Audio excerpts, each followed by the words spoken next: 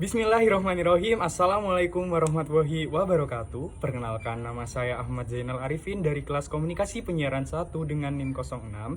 Di sini saya akan menjawab beberapa pertanyaan dari Bapak Hilmi selaku dosen pengampu pengantar studi Islam di Unhas Jember. Baik, yang pertama saya akan menjelaskan kata ma'rifatullah. Kata rofa ya'rifu artinya mengenal. Jadi, ma'rifatullah adalah upaya manusia untuk mengenal Allah. Baik, selanjutnya pengertian Al-Quran sesuai bahasa adalah bacaan atau yang dibaca. Sedangkan menurut istilah pengertian Al-Quran adalah kalam Allah Subhanahu wa Ta'ala yang diturunkan kepada Nabi Muhammad melalui malaikat Jibril yang dihimpun dengan mushaf yang merupakan mukjizat Nabi Muhammad. Yang selanjutnya adalah fungsi Al-Quran. Segala sesuatu yang diciptakan Allah Subhanahu wa Ta'ala pasti ada manfaatnya. Al-Quran mengandung banyak hal ajaran sehingga seluruh makhluk hidup di kehidupan ini menjadi teratur. Oleh karena itu, dalam Al-Quran terdapat ayat-ayat yang menjelaskan fungsi-fungsi Al-Quran yang dikutip dalam Al-Quran dan hadis, yaitu yang pertama, petunjuk bagi umat manusia. Yang kedua, sumber pokok-pokok ajaran Islam. Yang tiga, pengajaran bagi manusia. Dengan fungsi Al-Quran, itulah Al-Quran memiliki peran yang sangat penting dalam menjalani kehidupan. Tujuannya agar hidup berjalan dengan benar dan keselamatan dunia akhirat. Nah, untuk yang selanjutnya ada isi kutipan dari Al-Quran. Antara lain tentang pokok-pokok atau dasar-dasar ajaran Islam yang berkenan dengan masalah ketauhidan dan akidah, akhlak dan hukum, fikih, sains, dan ilmu pengetahuan yang dibutuhkan manusia dalam kehidupan sehari-hari. Dikutip dari buku Al-Quran Hadis untuk siswa Madrasah Aliyah Kemenak RI, kitab suci Al-Quran yang diturunkan kepada Nabi Muhammad SAW sebagai pedoman hidup bagi manusia yang berisi ajaran lengkap penyeluruh yang diberikan kepada Allah Subhanahu wa Ta'ala. Untuk ajaran-ajaran tersebut yang bersifat mujmal, yakni hanya ajaran memberikan prinsip-prinsip umumnya saja, yang ada bersifat tafsir ajaran yang terperinci atau khusus. Ajaran Islam bersumber dari Al-Quran mutlak kebenarannya dan ajaran yang paling sempurna.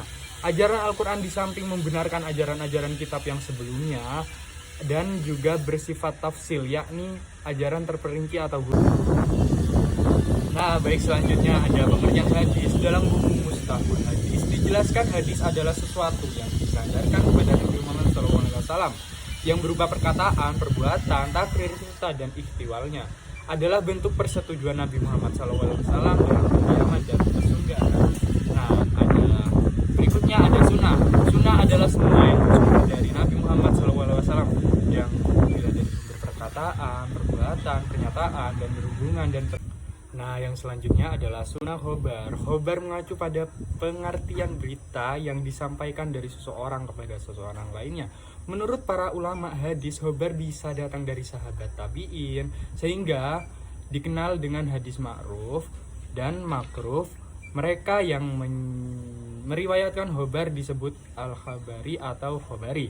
Nah, selanjutnya ada hadis sunnah athar.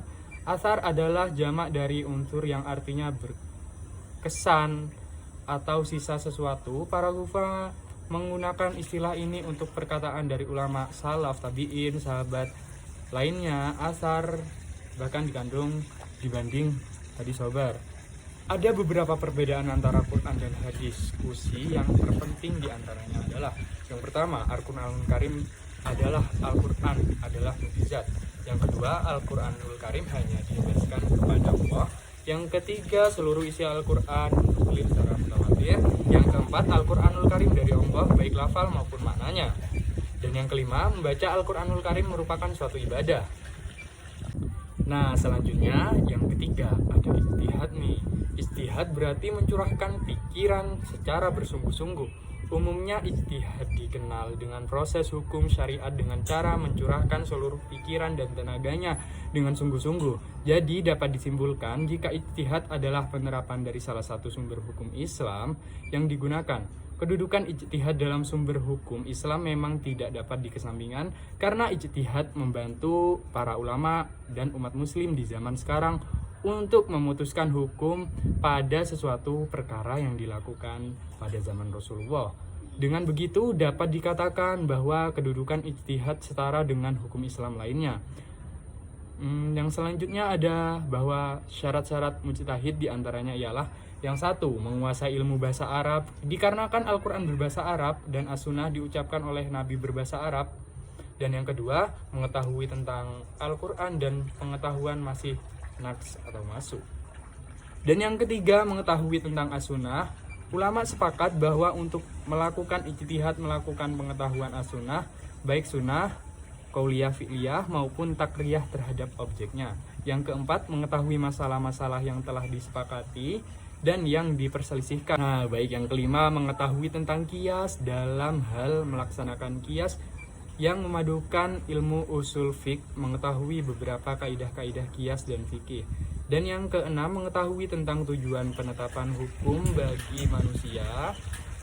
Dan yang ketujuh, paham dan benar-benar antara perkaranya. Dan yang ke-8, niat dan iktikadnya benar-benar semata-mata karena Allah Subhanahu wa taala dalam merangkakan agama yang benar. Nah, baik yang keempat, untuk problematika teknologis di kalangan umat Islam baru muncul pada masa pemerintahan Khalifah Ali bin Abi Thalib 656 Hijriah dan 601 Hijriah yang ditandai dengan munculnya kelompok pendukung Ali misal diri karena tidak disetujui oleh sikap Ali yang mengenai sifat takhim.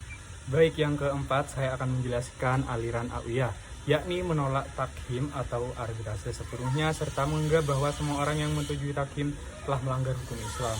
Yang kedua, aliran Mujriyah, yakni yang menyatakan bahwa orang berbuat dosa besar tetap mukmin dan tidak kafir. Nah, yang ketiga ada aliran Mu'taziliyah, yakni yang menolak dua pendapat di atas. Bagi aliran Mu'taziliyah, berdosa besar bila dianggap kafir, dan jika mukmin berdosa terhadap kafir. Dan yang kelima, Ahlussunnah wal Jamaah, merupakan salah satu ajaran beberapa aliran ilmu kalam yang dibedakan menjadi dua pengertian, yaitu umum dan khusus Sunni, dan pengertian umum adalah lawan kelompok Syiah. Baik, untuk penjelasan yang terakhir yaitu nomor 5, menjelaskan tentang dasar berfilsafat pada Islam. Tanpa disadari oleh banyak kalangan, ternyata Al-Quran merupakan sebuah kitab suci yang selalu mengajak pembacanya untuk berfilsafat dalam segala aspek kehidupan baik di dunia maupun di akhirat.